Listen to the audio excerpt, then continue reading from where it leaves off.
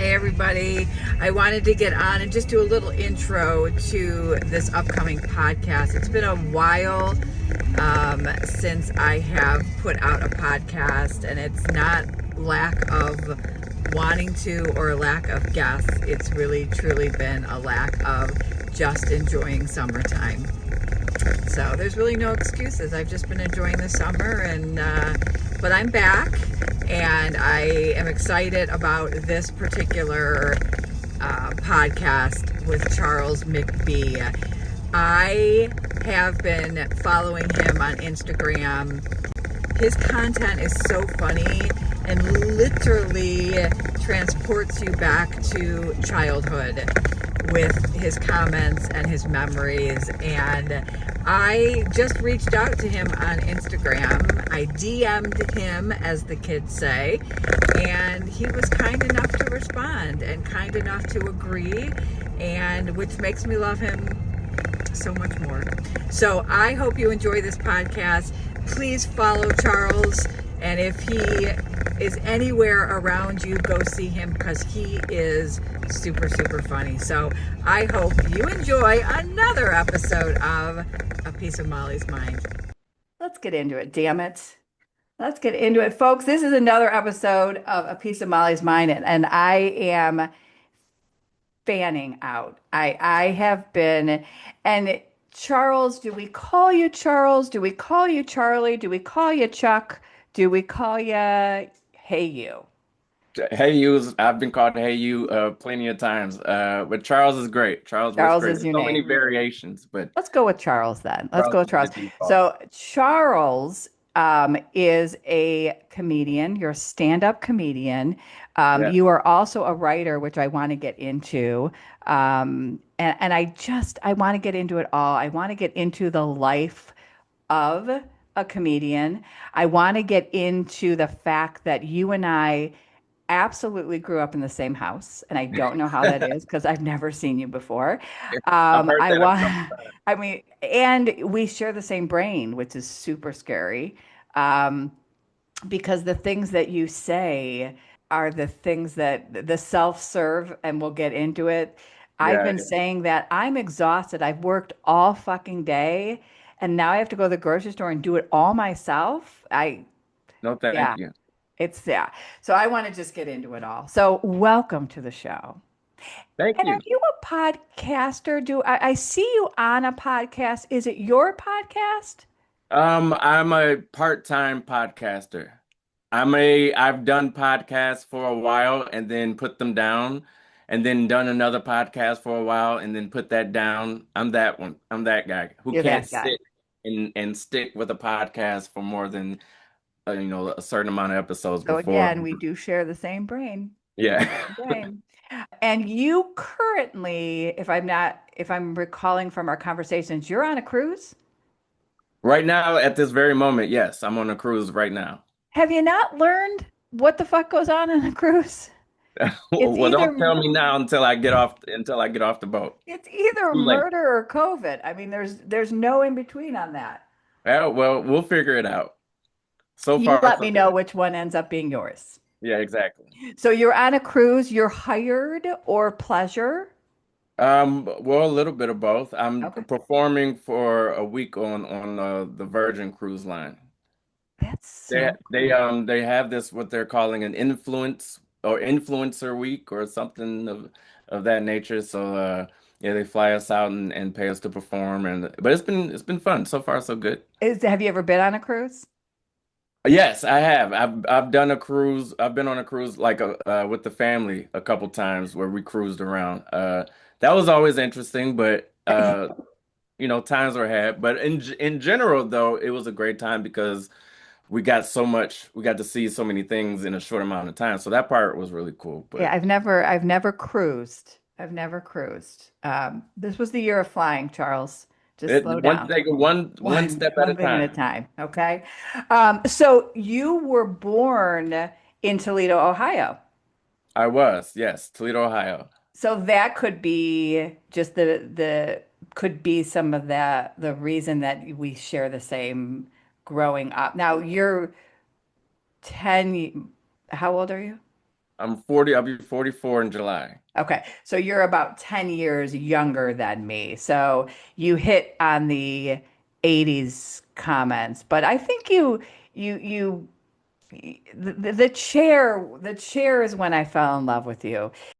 Did anybody else grow up with these lawn chairs? Oh, these was the lawn chairs that refused to die. I'm talking about OG outdoor furniture. That aluminum frame, plastic webbing, folding magic was the throne of summer royalty. Oh, it was the Cadillac of cookouts. These was VIP seating for your uncle that wore socks with sandals. Your auntie that would slap your hand mid-grab. Talking about you gotta let the potato salad chill first. You didn't buy one of these chairs. You inherited it. It's just there. I don't remember anybody going to the store and saying, "Hey, I got to pick up a china cabinet." It's just like we just had one. Filled, Yeah, a Phil. filled giant. Yeah. Yeah. It's like, where did this come from? Yeah. Yeah. And you also said something about you as a child, you weren't allowed to sit in it. It was somebody's uncle was, That's right. yeah, Yeah, it was always designated. I think that too is that's always the perspective that I go from. I go from wherever I was at the time. So anytime I'm talking about, in the 80s or anything like that, it's through the lens of me as a kid. So sometimes people will be like, how do you know these things? Or you're too young to know these things. I'm like, well, I was a kid at the time, so I'm talking about it through that lens. I'm not right. talking about it as if I was an adult during that time. So that's why I'm always referencing my grandmother, my dad, things of that nature. So you, from the stories, I mean, it sounds like you had a pretty typical um, growing up in Toledo. Yes. Mom and dad did what? Yeah, I think it was a pretty normal, Americana kind of upbringing. My mom worked at a courthouse, and my dad, sold insurance when I was really young, and then he worked for the police department later on, and he was also a chaplain for the police department. Oh, wow. So yeah, so like and also I grew up in a household where parent like it was middle class, but it was middle class in the sense where if you wanted more money, you traded time for money. There was no really thoughts of like, oh, well, just invest in Yeah. Amazon or whatever. It was like if you want more money, work extra hours or work Yes. extra jobs. So like my mother and father would work 2 to 3 jobs apiece, especially around the holidays or whatever, so that we could afford a decent life or get stuff around Christmas or whatever the case, or go to camp or whatever the case was. So Right. Were you always making everybody laugh? Were you that no, kid? I was a very shy, quiet kid. The only time I would make people laugh was like me and my friends, best friends at the time.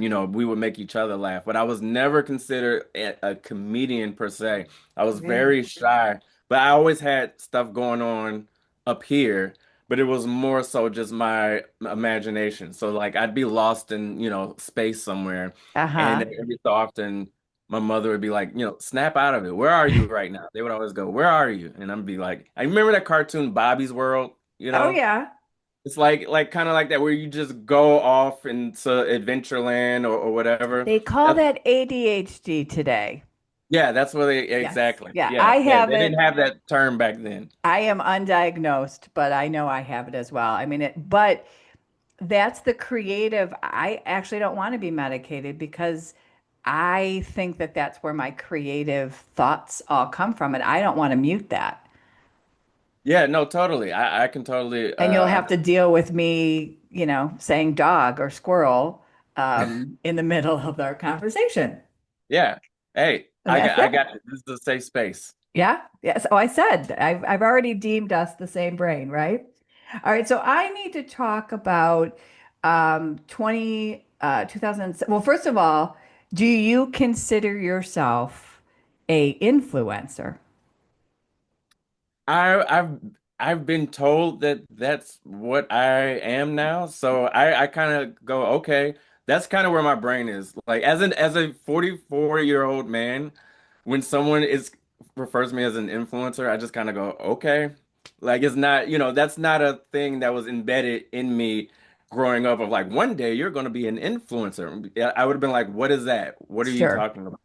So, but I kind of, I look at it and I chuckle a little bit at the notion of it, but I don't fight it. I'm just like, okay, cool. I would That's what it say is, right? more social media contenter.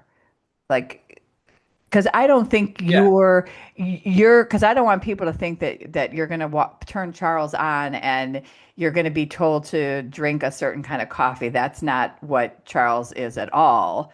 It's right. you just have so many eyes on your channel, on your content, and that's why you're an influencer, right? I think so. Yeah, I've never really done a deep dive in like the differences of I would definitely consider myself a content creator. Yes. Um, but yeah, as far as like influencer, I don't know if it's just a name that they just throw out there for someone who has a bunch of followers, or if it's like you said, someone who actually is like selling products and stuff like that. Right. Well, Um, I'm excited because I've officially gotten my own IMDb. oh, lovely. I know. Congratulations. It's a big deal. Yeah, yeah. Um, yeah, it just happened the last week. So and it had Nice. nothing it had nothing to do with me flying. Um, so again, I could do things without having to fly everybody. So in 2007, you moved to New York. I need to break that down. How old are you? Because I went to private school. I'm very good at the Bible. I'm not good at math. So how old? 2007, I was 25, I believe. Okay. So you Yeah. are 25 years old. It is 2007. New York is cleaned by now. We're in our I think we're in our Yeah, this is heyday. post Giuliani, Yeah. Times Square. There was no more, nudie houses in Times Square and all that kind of stuff. Yeah. Disney bought it. We're all good. Not like now. Not like now, everybody. It's gone back. Well, Although it's you headed live back. there. Yeah, yeah, I You do live live there, there. right? Yes, Where do you live? I mean, you don't have to I'm in don't Harlem. give us your address, Charles. This Yes, isn't for at dating. This is 116. No, like what area? What borough? What I'm in Manhattan. in Manhattan? Okay. East, west. What do you got? In the middle, right smack in the middle. Okay. My Yeah. daughter's Kips Bay. Okay. How does Yeah. she like it? She loves it. And she's, if you live in New York, you are not in one place for a very long time. You're hopping, she took advantage. She was Roosevelt Island, which she loved. Then when the prices went down right after COVID, she took advantage of that and hopped to Manhattan. Then she Mm, went to Greenpoint, then back to Manhattan. And yeah, she's been in Kips Bay now for a couple years, and she really enjoys it. She yeah. has her own little bar that she frequents. Everybody, we'll give a shout out to the Juke Bar. You should go to the Juke Bar, and it's very fun. And she has her own drink on the menu, which should Oh, tell there you everybody exactly how often she goes there. go. As a mother, I'd love to say I'm so proud, but I'm There torn. you go. She's making a name for herself. I'm torn. Yes, yes. And I'm trying to think. I know they do trivia night. I don't know if they do comedy night. But New York is so the comedy club like that was the couple, I think 2 trips ago. My goal was to get one of those pieces of paper that someone hands me on the street to Oh tell me yeah. there's a comedy night. And I said to my daughter, we're going, like we're going. We're gonna make this guy feel that he has done his job tonight. Yeah. And we're going, and we had a blast. Oh, great. I mean, there is no lack of comedy clubs, right, in New That's York? true. That's Yeah, right. It's the Mecca, comedy Mecca, pretty much. it is. So 2007, you're 20, whatever, Yeah. and you pick up, did you have a job there? I mean, you're going, was it just a dream? You're like, I'm going. But Yeah. from a child to 25, what made you realize I'm a comedian? I'm funny. Well, I it was probably around 20 or like around the age of 20 or 19, 20. I was in college and I Where'd knew you that go? I went to University of Cincinnati Okay. and I finished up at Bowling Green State. I had a lot of fun at University of Yeah, Cincinnati, let's just say. I had a Uh, lot of fun at Kent State, and I left my freshman year and got with my BABY. oh, okay. Hmm. Hmm. who now has a drink in No, no, she has twins and lives here. That's the okay, younger one. gotcha.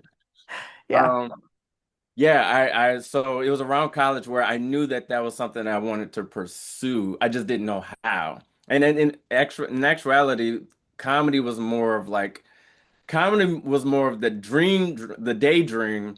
Acting was like the tangible thing that I wanted to do, which is, it's just like, oh, well, what's the real job? Oh, the real job is acting. That's going to be that's going to the pay real the thing. bills. Yes. Yeah, that's the thing that's going to pay the bills. That's the responsible Yeah. career. And Yes. then the comedy stand-up is the daydream.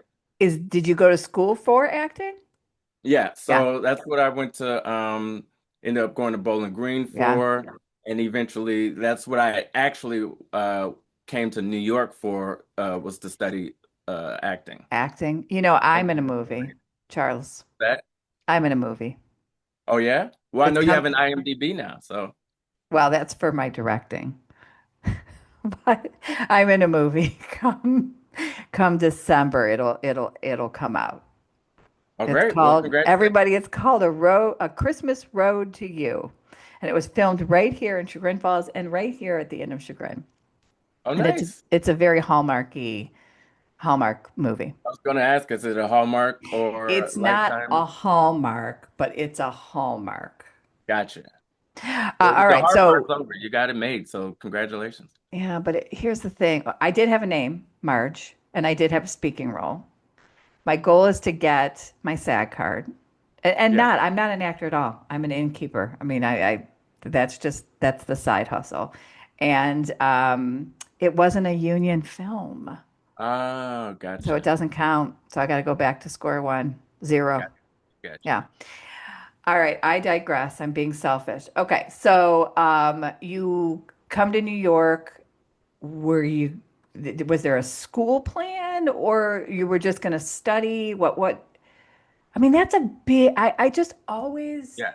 love to dive into people who make huge decisions like this because it is that what you did is so cool to me and so just amazing.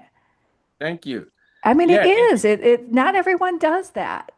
no, it's definitely something where people who, let's say, grew up where I grew up, that in and of itself was kind of like a almost like you made it, Yes. type of thing. Just the fact that you did that is like unbelievable. Yeah, Uh, for sure. yeah, and for me it was a no-brainer. For me it was, I just grew up knowing that I had to leave and I had to like pursue it. There was just nothing else, there was nothing else I saw myself doing, and I knew that had I not done it, I would not be a happy person. Like Yeah. it was that type of thing. So If you uh didn't do it, what would you do? who knows? There was no plan. There was no other plan. I mean, probably if I had to guess, probably teach. Or something like that. I could probably see myself doing that. But in general, there was no other, like, it wasn't even a possibility. It was just like, I'm out. Yeah. Um, and so I ended up finding a school in New York, an acting school, and it was funny, like the way I found it was I went to one of my professors and asked them, this is how I knew like how out of the loop they kind of were on the business, because I'm going to my professor who's going to give me all the answers of this is the first thing you do when you get to New All the York and blah blah connections. blah blah Yeah. blah.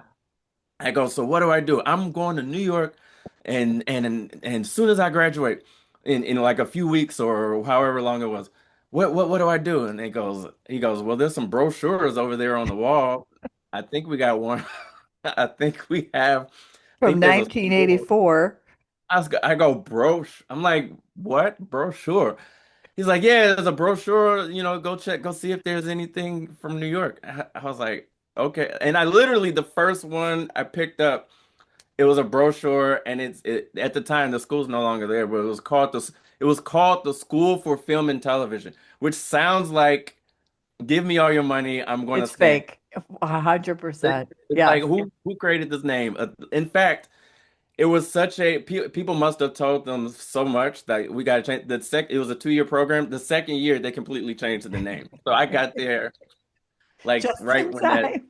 right when So that did you have name. a sweatshirt with both names? I think yeah, I think I have a T-shirt with the School for Film and Television, and then the second name was the New York something whatever something Yeah. fancy that sounds legit. Um, but yeah, so I literally picked up the brochure and I just called the number. I said, "All right, this is, I mean, just out of just pure naivete and Yeah. okay." I called them. I said, "Hi, I want to come to your school. What do I have to do?" And they said, "You have to audition." I said, "Okay, well, how do I do that?" They said, "Well, can you be here next week?" Okay. All right, we got you down for an audition next week. I told my dad, I said, "I have an audition for a school in New York next week." He goes, "All right." He booked a plane ticket for me and helped me get a hotel. In fact, I still remember the hotel. It was the one on 34th Street. It was shoot. What it sounds so New York. I think it's actually no, the New Yorker. The Yeah, New duh. Yorker. Yeah. Yeah. Yep. Which in my brain at the time was like, well, this is Kismet. Yes, of course Yeah. I'm gonna stay at the New Yorker. I get there, the New Yorker is not. No, it's not the Carlisle folks. No, It's let's not the just say. Ritz. No. And that was No. my first taste of like, oh, this is what staying in New York kind Yes. of is. It was a nice, like, humbling, like, keep Yeah. your expectations, you know. So yeah, I went to audition. I had to do two monologues, did the two monologues, and they said I got in, Of and course. then they Give were us a like, okay, check. now what?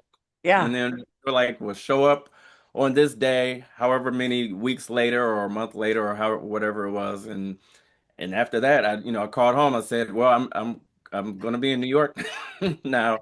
And we packed up. We had a Jeep Cherokee at the time. We just packed up all my stuff in this Jeep Cherokee and drove from Toledo, Ohio to New York City and literally like just unloaded me into into New York. Did they have dorms or like They did had you a dorm, so they had they converted a old hotel, the Hotel St. George in Brooklyn, into a dormitory, and so that and you got 1 year to stay at the dormitory, and by the second year you had to figure it out. But we got okay. so that was it was like you had a year to kind of Well, that's have a safe nice. space to like yeah figure it out. So it was cool, and also it kind of gave you a little bit of a false sense because it's in Brooklyn Heights.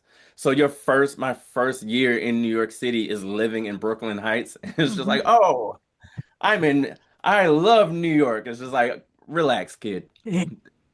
Once this year is over, you will not be in Brooklyn Heights. So, No, no, you will be in a shoebox, yeah, paying do it. $4,500 a month. Yeah, exactly. Mm. So, All right, so you graduate from here. yeah, Are you, is this all acting that you're going to this school for, or was it a yeah. mixture of both? It was all acting. So Well, it you're was still supposed to on the be. acting thought. Yeah, it was supposed to be all acting, but here's the thing. So they had an elective in the school, and one of the electives, they had a few electives that you could take, and one of the electives was stand-up comedy. And it was taught by a comedian who I'm still good friends with, Rick Cron. And so I was like, I gotta get into this elective. I gotta get into it. So I ended up taking the elective. It was for second year students. So the second year I took the elective. And yeah, that was my first kind of foot into stand-up, was taking this class. I'm very big on classes because you're in this kind of like safe environment where you can just fail and kind of learn and learn the mistakes and all that kind of stuff. And so we did like, 6 weeks of just figuring stuff out, and I would write and perform for the students and whatnot. And then we had a like a graduation show at the Comedy Cellar, which is the biggest comedy club in the world. But at the time, I didn't know that, so I didn't care. It Oh wasn't my gosh. at the Yeah. time. I wasn't like, oh my God, it's the Comedy Cellar. I had Because never you heard of it would have been before. freaked out, probably. Right, right. So thank goodness I didn't know the gravity of it at the time. But Yeah. yeah, we had a show and the whole school came, all the everybody came and it was a great experience. That wasn't though the funny enough though, that wasn't my first time on stage. My first time on stage was the year prior when I had been lying to everyone, all the students, all the faculty, telling them that I had been doing stand up, thinking that if I said it enough times I would just will myself on stage, and that never happened. And so one of my friends, one of my classmates, ended up calling me out and saying, "Hey, I'm throwing a big party. Uh, can you come and perform?" And Oh my I had never gosh. performed at the time, and so begrudgingly, I told her I was like, "Please don't make me do this. I've been lying this whole time." And she's like, "No, I think you're funny and you should do it." And I was like, so she held me to it and then and then once the whole school learned that I was going to be Oh at my her gosh. party. They all came to this restaurant to the party to watch me. So that was a nightmare, but it went well and like it went well. I had my little jokes and it did great. And that's what kind of gave me the confidence to like eventually take the class and all that other stuff. But Oh my that was God. my actual first That was your time. first time. When do you say, you know what, I'm really love the comedian part versus the acting part? And have you did you do any, can we see you in any acting? Do you have your IMDb? That's always the $1 million question. What have you done? What have you been Yes, in? yes. I've done some little stuff. It was mostly theater. I trained mostly in theater, so it's Okay. for New York stuff. So I did a lot of theater, a lot of off Broadway stuff. I did a one movie. I think it's on Netflix now. It's called Raising Izzy. Had a small part in that, and yeah, and then like some other small stuff. Do you have But your yeah, SAG card?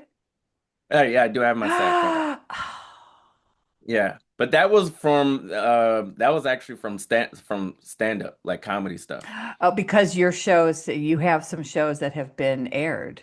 Yeah, exactly. So that's where I got, and they made me. I was a must join. So at a certain point, so yeah, Damn it. had to get the SAG card. I'm gonna get my SAG card, don't you worry. All Yeah. right, so you've also done some writing where, okay, so we graduate and then what? I mean, in my head, which we all know is insane, it is such a hustle world. Yeah. I mean, acting, but I think a comedian is even more of a hustle. It is a Yeah. constant, I gotta get the gig. Your gigs are at night, so your life is almost upside down. Um, what is so okay, I want to get into the week of Charles, but let's get into how we broke in. Like what was our first like paycheck? Like I made it. First, I made it. That's well for comedy. See, for comedy, it's really it's not that romantic. The first I made it for a comic does not necessarily translate to I made it for anyone else outside of comedy. So, Gotcha. for example, the first I made it would be, getting what we call passed at a club, meaning you're now like a working comic at that club. But you're making maybe, $50 a night, 25 bucks during the week. It's like that's for a comedian who's been doing open mics for 2 years or 3 years for nothing or paying to in New York, you pay to do an open mic. So you have to, Okay, a so lot of let's times, break that down. So tell us more yeah. about that because I also read on your website something about bringing, sometimes you have to guarantee people. Yeah, those are called bringers. So there's a few different things when you're starting out in comedy, specifically in New York City, where it's kind of like a rite of passage because you're not getting booked on anything. No one knows you, and you might not be funny enough to get booked. And also, there's a bajillion comedians in New York City that you're competing against. So for the most part, in order for you to get any stage time or any resemblance of stage time for you to try your jokes out, you have to do what's called open mics, which basically means you go to either a bar or a comedy club or something like that, usually around 4 o'clock in the afternoon or 6 o'clock in the evening. you sign up, put your name, and they call your name out of a bucket or something like that. Some open mics are free, but for a lot of them, you have to pay or buy a drink from the bar or something like that. And Okay. so for a couple years, however long, you're actually coming out of pocket to do stand-up comedy as opposed to make anything. You're not even breaking As even. opposed to the $50 a night? Yeah, as opposed to the $50 a night. Exactly. And in order to get good, you have to do multiple, have to be on stage as much as possible. So Right. we would do 3 or 4 open mics in a day or in a night just to try to get the reps in. So that's what you're doing most of the time is open mics, and then you'll graduate. You might do what we mentioned, a bringer show, where it's okay. You perform on this night at a club. It's usually an off night, like a Tuesday or something, but it'll be at a big club. And but everybody who's on the show has to bring X amount of people. So you have to call your friends, your coworkers, whoever, and get them to come and buy, 2 drinks and buy a ticket and all that kind of stuff, which fills the room. So you're playing in front of a full room at the club, and maybe you'll get, we still call it tapes, but a link or recording of your set and whatnot. And you can feel like, as opposed to performing in front of 15 angry comedians, now at least you're performing in front of real people. Right. The problem is, in order for you to fill the room like that, it's probably going to be 10 comics on a show, which already is too many comics. And these are 10 comedians who are not you all of you are not professional comedians. So it's people, literally anybody could do a burger. So your friends are sitting through 10 to 11, who knows So what, it's you one know, time. They're not coming back. they're not coming They're back. not Yeah, coming back. that's it. So yeah, so you're only gonna do those until you run out of friends. Right. And from that you graduate to maybe doing a bar show. That's the first kind of like step into being a real comic, is like some comedian or some producer has their own show at like a bar that has a side room or a stage or something like that, and they produce their own show and they ask you to be on the show. It's usually somebody that you've been doing open mics with who decided to start producing their own show, and you kind of build this rapport, and that's how you start to get your feet wet in performing in front of real clubs. And those aren't glamorous either, because, there are people who maybe it's a hot show, and then maybe it's a show with 4 people in the audience who they're on a date and they came to like have a drink, and you're like, They hey, want grabbed to a hear some piece of comedy? paper at Times Square. Exactly, exactly. And someone handed them a paper. Exactly. So Yeah. those could go either way. So it's a lot of things to get to the point where you're finally auditioning for a real club, a major club, to be a part of their, working comedians, where you're on the website and you're performing and all that stuff. And so that's our made it, but you're still only getting paid like maybe $50 or, $70 on a weekend or something like that. That's crazy. So how are you living in New York City? Like during this time, making $50 a night or maybe 150 because you're doing three, but how are you Yeah. living? So at the time, Keep it I legal. yes, yes, yes. So the legal Yeah. side, for me, I've always been the type of person, I keep my expenses drastically low, live way below my means, which allowed me to kind of save whatever money I could. I'm a musician, so I'm a drummer Okay. also, and actually playing for a church at the time, and I was renting a room in the Bronx. So I went from uh Brooklyn Heights to the Bronx. That was the Yep. trajectory. That was your welcome. Yeah, so I was renting a bedroom in the Bronx for and I was very grateful because they rented it to me very cheap. I'm still friends with the owner of the house today, and I just traveled. I took the train an hour and a half into the city, and an hour and a half back home at night, and then that's what I did. And I was able to save enough money to be able to afford the open mics and to not get paid as much and all that kind of stuff. Wow. Wow. Yeah. And then what where from there, where do you get to the point where they're actually um, bringing you on a cruise ship? Um, they know your name enough that you're, is it because, and I don't want to belittle the stand-up part, but is it because they're seeing you on social media? Well, yeah, so that, years, 4 years later, you're a working comedian and you're in the clubs and all those things, but it's not necessarily translating to larger successes in the sense of, like you said, people Traveling. traveling and stuff like that, because the name of the game is being able to put butts in seats. And so like though there are comedians who, travel in the headline and stuff like that, but the experience is just way different. And I just didn't, I didn't want to, be the comic. I didn't want to show up to the club where no one's there and the staff isn't happy that I'm there. And, we're all kind of like everyone's going, oh, you should, it's the weather and making up excuses as to what it was just like, I'll just stay in New York and keep working in New York until I, figure out something else. And I was very fortunate because I was able to write for, different TV shows and stuff like Yes. that. So So let's I went, talk about that. Let's talk. So you wrote for the Golden Globes, the VMAs, and other things. I don't do much research, as I said. yeah. Um, are you doing the jokes that the like the stars or the hosts you're writing for them? Yeah, pretty much. Yeah, you're Okay. you're writing for them. You're And how'd you writing land that?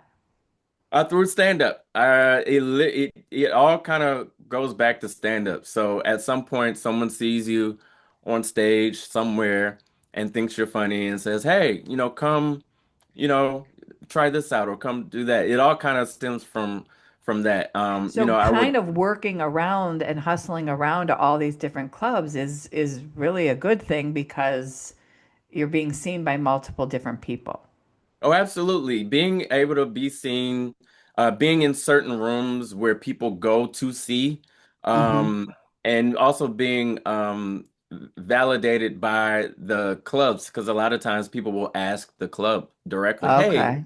who do you think?" Or, all that kind of stuff. So, yeah, being in that space where you're, especially in New York, where you're working all the clubs, it does lend itself to for opportunities to kind of come your way.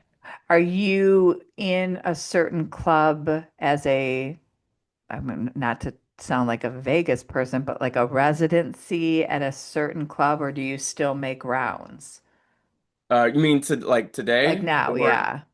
um today it's different. Well, it's a little different because I'm on tour so much. Oh, I'm he's on on. Did you guys all hear that? He's yeah, on tour so much. uh, He's so yeah. fancy. So I'm not in the city as much anymore, which is kind of like it's again, it's the rite of passage. It's kind of like what we all you eventually you start out with the open mics, then you go to the bar shows, then eventually you're in the clubs, and then you're bouncing around the clubs and you're seeing all your friends, and then eventually you're like you start hitting the road, and that's kind of where I am now, where it's just like it's almost like Mother Nature taking its course because once comedians get to the point where they're on the road every weekend, it leaves kind of space for other comedians to come in. And now they're the ones in the clubs and taking that spot. And it's kind of, this circle Right. of life, if you will, in, Yeah. in comedy. So Have you booked anywhere in Cleveland? I know were you in Toledo recently? I was in Toledo and Dayton and Columbus. I want to get back to the Golden Globes and the VMAs and all that kind of stuff. Do you know who you're writing for? Like, do they say we need a joke for Ariana Grande? Like, how does that work? It depends. So there's writers for the hosts, then there's writers for the presenters, and then writers for whatever other bits that they may have. So I was a writer for the presenters, like whenever the presenter is coming up there to say whatever about the whatever they're gonna say. There's always something in the teleprompter that somebody wrote for them. Really? So I was more on that Because some wing of of them it. aren't funny. Well, those were mine. No, All I'll those be were honest, mine. I haven't watched the VMAs in a very, very long time, but I definitely watch the Golden Globes. And sometimes I say to myself, what the, like, but not yours. They're so funny.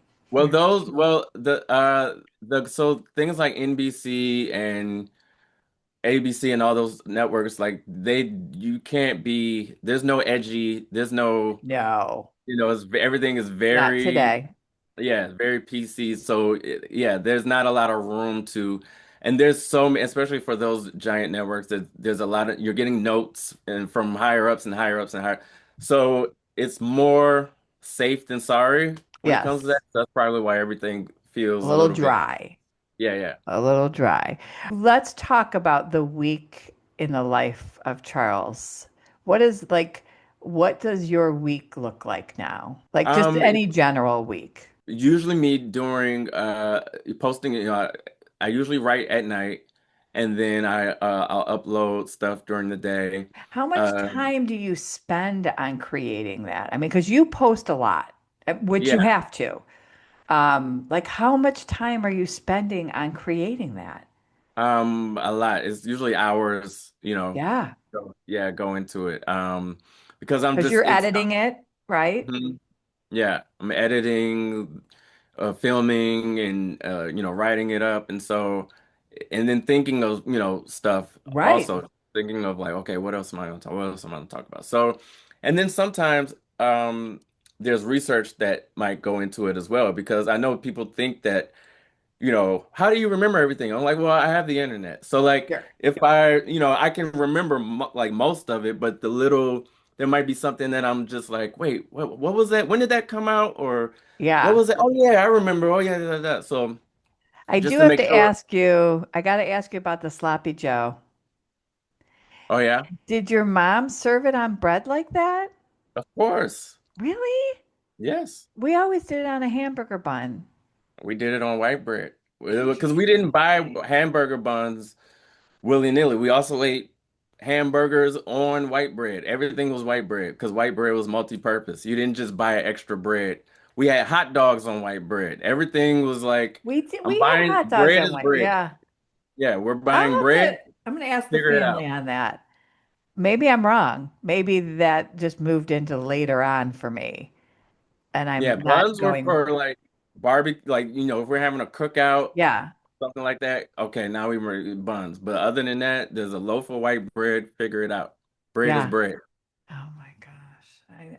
I just taught my kid, I have two 7-year-old twin grandbabies, and I just taught them how to make cinnamon bread, like butter and cinnamon and Yeah. cinnamon sugar bread.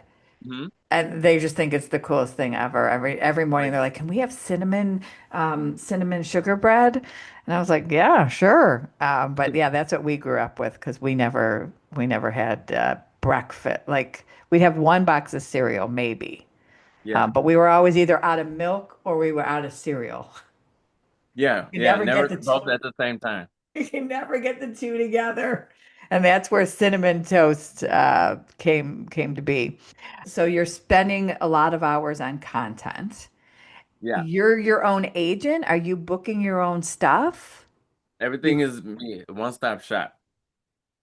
I've had man, they tell you early on, older comedian people have been in it for a long time. They go, oh, you're gonna go through three or four, managers, agents before you get to one that you stick with. And at the time, you're like, wait, why? That just seems like why such the turnaround? And then as you go through, you're like, oh, okay, I get it and now. why Okay. is it? Because they're not doing what you think they should be doing. They're not selling you the way you want to be sold. It could be a little bit of both. It could be they aren't or they can't, or it could be a lot of times it's they think that you're going to do more or be, hotter than you end up being, or at least in the time frame that they would And like. they're done with you. And then they kind of go, okay, they thought you were going to be the next thing smoking, but when things don't necessarily go the way that they feel that they wanted it to go, then they kind of do that with you. Right. Or it could be the reverse, where you're thinking that they're going to do more for you than they are, and so it just goes, both ways.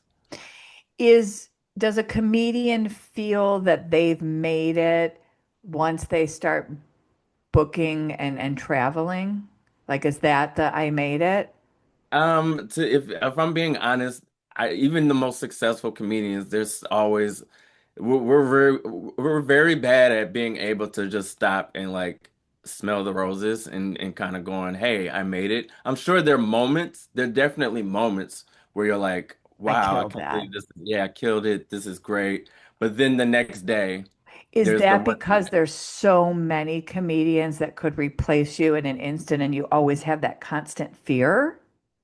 Yeah, it's a fear. It's also a what your ultimate quote unquote goal is. There's always a carrot dangling in front of you. There's always the industry. If you're looking at the industry as any type of validation or benchmark, then the industry is always looking at you like, okay, you did that, but what's the next thing? Well, what's the next Mm. thing? What's the next thing? You're always being asked, so what are you up to? What are you up to? What are you up to? And so there's a constant, seeking validation of some sort of, or feeling some void of feeling like, well, I should be doing more. I should be doing more. I should be doing more. And you As know, you're opposed to, always supposed to say, and everybody, this is what the actors say, I've got a lot of things on the fire, yeah, which yeah, means yeah. there's nothing going on. Nothing, nothing going on. Yeah, exactly. I got a lot of things in the hopper, lots of things Yeah. going on. Who do you love to watch comedian wise? Um, it changes over the longer you end up doing it, the more, I don't want to say jaded, but just the more. You watch comedy through a different lens than you would if you were just a fan of comedy for the sake of being a fan of comedy. So now I watch the mechanics. I watch comedians. We don't necessarily laugh at other comedians. We just kind of go, oh, that was funny. Oh, that was good. I love Jimmy Fallon. And if Jimmy Fallon, I think you should have Charles on. We love you. We We absolutely love love Jimmy you. Fallon. We love Jimmy Um, Fallon. yeah, But what are some things that we wouldn't know? Like, is there timing? Do you have to pause and let the audience laugh? yeah. What might we not know that you could Well, tell that's us? called letting it breathe. You got to let the joke breathe. If you're getting a good laugh, you don't want to step on the laughs, as we say. That's when you don't let the audience just get the laugh out and you immediately just continue on with the joke, and then it cuts. Then they stop laughing because now they're listening to the next thing you want to say. But Right. it's not. That's a jarring, thing. You don't want to step on the laugh. Let the joke breathe. You earn that laugh, so let it breathe, and then go into the next thing. This is definitely certain techniques that you either pick up on as you do comedy, or you just someone tells you, or and you learn through that way. But that's definitely one of them. Um, there, like I said, there's certain crutches, we call them crutches, that comedians might have. Certain tells to let you know that a comedian's nervous. If they continue to, there's all sorts of things. But like once you see, you can look at someone and go, oh, they're nervous because they keep, doing this, or they Doing, keep yeah. fiddling with their. And mine is I fiddle with my shirt a lot, Okay. as if I think, oh my, as if I think that it's wrinkled or something or whatever. So I keep tugging at it, and I notice it when I rewatch You things watch over and it. over again. I'm just like, oh, I keep doing that. So like, there's things of that nature that we all kind of watch for ourselves, not even necessarily for someone else, but we notice for ourselves. But the things that we watch from other comedians is as another comic is mostly the how smart is the joke? Can I tell what's coming next? If I can listen to the joke and I can go, I bet they say this, and then they say it, then is it predictable? Is it hacky? Is it something that we've heard a million times? How original is it? And that's not from we're not like downing them, but it just internally, that's Right. kind of what's going on in our brains. And so when we see a comic that's like that has a fresh take on something or is just very unique, then that kind of sparks us and kind of wakes us up. And Tim Conway's from Chagrin Falls. Ah, of Do you know who Tim Conway is? Please, course. Lord Of course. Jesus. Thank you. Thank you. Is Me there not know ever, who Tim Conway is? I would end the call. I mean, I would end the interview right now and be like, where's the clacker? We're done. Is there any time where you were on the stage and you're like, this is just fucking torture? I am bombing. No one's laughing. And what do you do? There's different types of bombs. And there's some bombs where I go, "Oh, that's on me," and then there's some bombs where I just go, "That's on them." I don't know, and That's fucking funny. you earn that as you're more as a more seasoned comedian to be able to go, "That's on them," because you've done it so many times, you've done this act so many times, and you know that this is funny. It's not a matter of like it not being funny. It's a matter of like, okay, we're just not connecting, and that's fine. But I'm not losing Right. confidence in this Yeah. material. But yeah, there are shows where I've been on stage and it was just like this is not good. And you don't jump. You don't jump your set. You If you just get keep off going. early, it's just not a good look, It's not a Yeah. good look. You get more respect if you ride out, you do your time, you ride out your time. You don't jump the light, you don't jump your set. And so yeah, but that I've literally seen comics get off mid-set and never do stand up That's it. again because it was going so bad. Are Yeah. you rewriting then some of the things that maybe don't hit? Or if I go and see you in Toledo, Columbus, and Cleveland, am I seeing the same set? For the most part, yes. If I'm on tour and I'm running the same hour on Is that that a tour. year and then you refresh and start the next year with another? Usually it's until you do an album or a special. And Okay. so once you do an album or a special, then that's really what you're touring. I mean, ultimately, for most comics, some people just tour and tour and tour. But for most comics, they're working towards an album or a special or both. And then once you dump it, you kind of go release it into the world, and then you start from scratch all over And again. where are you right now in that process? I'm doing a special in August. So in August 23rd, everybody, if you're in anywhere near Stamford, Connecticut, I'll be doing my album slash comedy special at the New York Comedy Club in Stamford, Connecticut. So Is it a union based? If I had a word, would I get my points to my SAG card if I was if an extra? I don't think no, I don't not on Doesn't this. work that way. Yeah, it doesn't work that way. Damn it. Well, that's exciting. August what? 23rd. August 23rd, everybody. Yeah. Let's all meet down there. And I love Yeah. this. I love this. Do you like edgy comedy at all? Because you're pretty clean.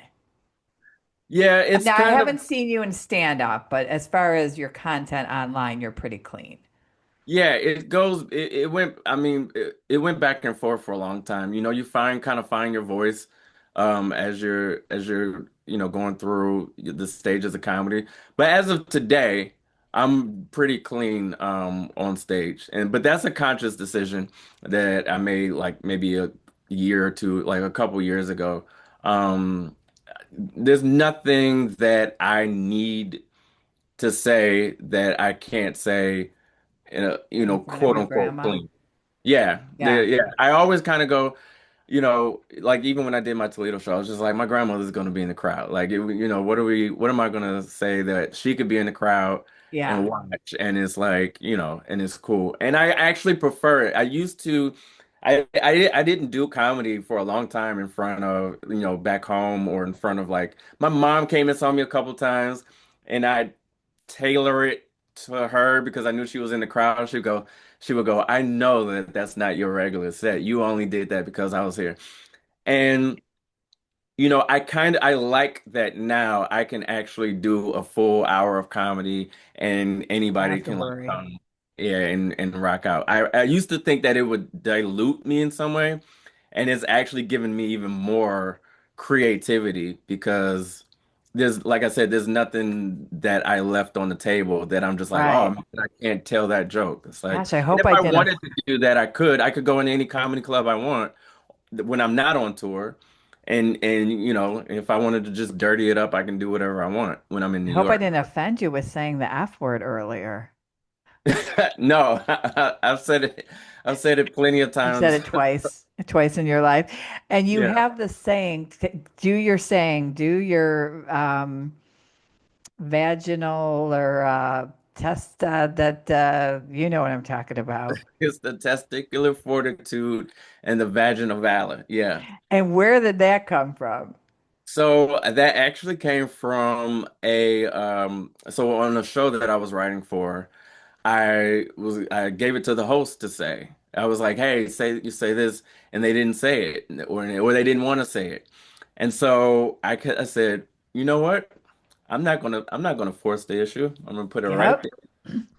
And then however long later, I'm doing one of my videos, and it just kind of was, yeah, it just came out. I was Yeah. like, oh, and that sure enough, you look in the comments and you start seeing people They love repost it it. and re-say it. I was just like, oh, maybe I guess they like that. And so God I is was good. He creating knows, stuff. he knew not to let that person say it. Yeah. That's so cool. Do you like a small theater or do you like a big crowd? My personal sweet spot. I mean, obviously, the bigger the crowd, the bigger the payday. But as Yeah. far as artistically, my sweet spot is like 300 people to 3 to 500. Like 500 is great. Like even here, like on this ship, the theater is like 500, and it's just a It's a sweet nice spot. sweet spot as far as just the sound.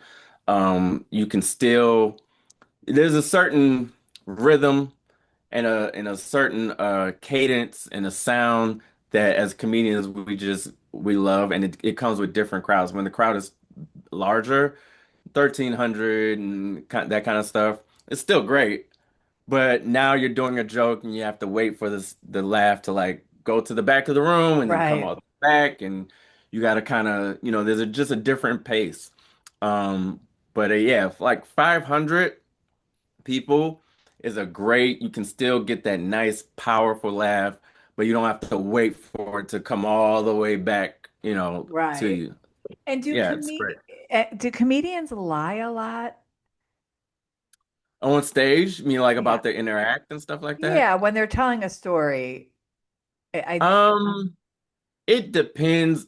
Not really. I mean, they might embellish or change certain things, but for the most part, I think most of the time it's based on a true story, basically. Now, what they kind of tweak or right. whatnot. I will give you a tell. I'll give you a peek inside. When a Here we go, comic says, folks. yeah, when a comedian says the other day, it was not the other day. It's never the other day. Never the other day. Never No, the other it was day.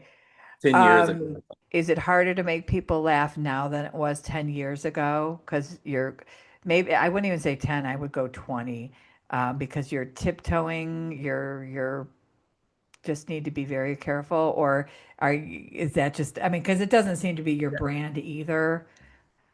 Yeah, and to be honest with you, no, it's not. I kind of roll my eyes whenever I hear comedians complain about it. It's actually not. You're actually there's especially now with social media, there's you can find your crowd. Whatever you are, there's a crowd for you. So if you're Right. super dirty, there's a crowd. If you're super edgy, I mean, look, Kill Tony, Andrew Schultz, Shane Get like there's a plethora of examples of comedians who are saying whatever they want, and there's a crowd that will come and see it. So there's an audience that will meet you. I think when people complain about cancel culture or whatever the case, it's usually from the place of, yeah, if you're looking to get a sitcom, then maybe there's certain things that you have to do or can't do. Or if you're looking to, you know, get like a corporate gig, if you're hired by Disney or something like that, then yeah, you're gonna have to kind of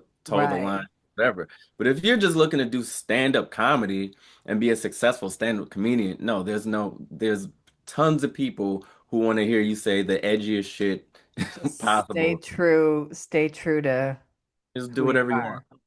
Yeah. Yeah. Have ever had an experience with a heckler? Oh, totally. Yeah, that just comes with the territory. Yeah. It depends on there's different types of heckles. So you have to know what you're dealing with so that you can know how to deal with the Right. Maybe situation. somebody who just laughs just too loud. That's just their obnoxious laugh versus Yeah. somebody who maybe isn't enjoying you and then being a prick. Yeah, exactly. Yeah. Exactly. Yeah, yeah, yeah, yeah. Okay. If you had the opportunity to sit down with any comedian, who would you want to sit down with? Um, wow. I have had great opportunities to sit down with some some of the big guys. So like I've actually checked off a lot of those. I think that maybe someone who's left, you mentioned Steve Martin. Yeah. I would love to chat with Steve Martin. Um, yeah, the legends, Eddie Murphy's, Chevy Chase. Chevy Chase, perhaps. I don't know. I've heard things, I've heard things too. I know. so never meet your your heroes. I don't know. Yeah. Dan Um, Aykroyd, Jim yeah, Belushi. I mean, those are the absolutely. I would fancy. love to. I mean, yeah, the Dan Aykroyds, the Bill Murrays, like I grew up on, I mean, those are, comedy heroes. So if Yeah. I would love to, here's the thing. I would love to chat with them, but I would hope that the chat would go the way that it goes in my head. If Right. it's if I end up walking away going, damn, I wish I hadn't done that, then I'd rather just leave Just it let it as, be. yeah, just let it be. Yeah. Wow. This isn't this has gone exactly how I wanted Oh, it to. great, So great, great, phew, great, wonderful. phew. We're gonna get you into Chagrin. Where can everybody find you? I know where I can find you, but what's your Instagram solely? I'm on it. I mean, that's probably the best place. Facebook, same thing.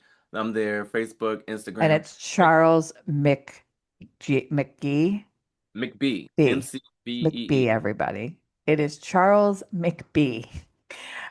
Is your whole, is it a handle? Like what's the word there for Yeah, it's a Instagram? handle. Your Your handle. Instagram handle. CB, your CB radio. Yeah, Um, exactly. and where, other than the cruise ship, which if you're not on it, folks, you're not going to see them. There's a Wh few people who follow me who are like, "Oh my God, you're on the cruise." I know that's So it's so fun. cool. It's fun with seeing fans on the cruise ship. I think it's very cool. Where could we find you next other than the August and then Cleveland September? Yeah, so I'm kind of let's I'm all my dates are also on my website and on my Instagram and stuff Which like that. is CharlesMcBee.com. So okay. yeah, so they're all Excellent. there. I'm everywhere. And we're adding tons and tons. I'm in Charlotte. I just booked Charlotte. So everybody that's been begging for Charlotte, that's now Charlotte, he's officially coming. booked. So And yeah, he's it's a gonna ton of come. dates. He's coming to Chagrin Falls, you guys. I will make this happen. I promise. Yeah, we got to make Um, that. I will make it happen. You're gonna let me know the date when you finalize the Cleveland date in September, so we can see if we can wrap that around a couple night shows. Great. Yeah, I love it. This has been such a joy. Thank you so much. No Um, problem. I will continue laughing. You continue to make my life a better place. So thank you, That's thank you. wonderful. That's the highest compliment. I really appreciate that. You do. I mean, we all know how much time we spend, which we shouldn't, on our phones on Instagram, right? Right. And we know all the crap that's out there that we could be watching. So it's wonderful to be able to watch your content and bring memories. Like there are times where you say things. Um, The slip and slide was another, great one. Again, I did not find the hotel one funny at all. It didn't land. I'm sorry. Oh, Um, sorry. but Can't win them you're all. you're gonna say it's me, right? But you bring back memory. Like it's not only funny, but Yeah. it's almost it tugs at my heart, which I'm sure it tugs at other people's hearts because I do see my Uncle Hay sitting in that chair, and I do see my mom making the sloppy Joe, and I mean that's just it. Not only makes you laugh, it brings some great feeling to your heart. So thank you for bringing joy. Thank you. Thank you. I appreciate that. That means a lot. And people have said, have expressed that, and it lets me know that, because sometimes you can do these types of things, and I can go, "What the heck am I doing?" I'm talking into a phone, and what's going on here? And then people say things like that when they tell me stories of, all this kind of stuff, and it just Yeah. goes, "Oh, this is really, meaningful, and it allows me to really take what I do more serious and know that people are being affected in People are that way, so watching. it makes me feel Another funny one was your the class ring and how you said that we were suckered into it. And I have my mom's class ring, my dad's class ring, and my class ring on my keychain. I just oh, keep that's them great. on my keychain, but it's so true. Like we had to have you had to have it, and they were a Active. fortune. I mean, they Yes, were yes, expensive. Oh my gosh. Well, thank you so much. And I can't wait to see you live. It's the year of flying and seeing Charles. yes, Yeah, let's do it. I love it. I love it. Well, thank you so, so much. And everybody, please make sure charlesmcbee.com. Make sure you hit him up on his and buy some tickets and go see him not or and follow him on Instagram, Facebook. All right. Well, thank you so, so much. And everybody, that is another episode of A Piece of Molly's Mind. We'll see y'all later. Bye.